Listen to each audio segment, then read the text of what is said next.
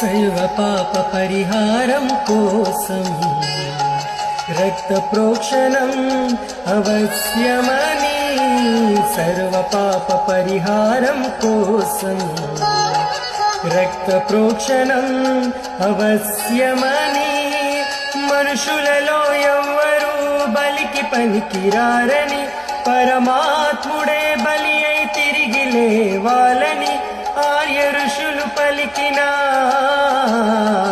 వేద సత్యం యేసులోనే నెరవేరుగా.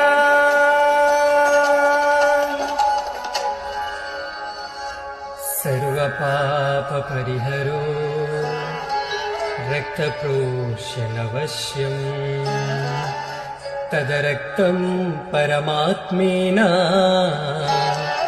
పుణ్యదాన బలియాగం. ఋషులు పలికిన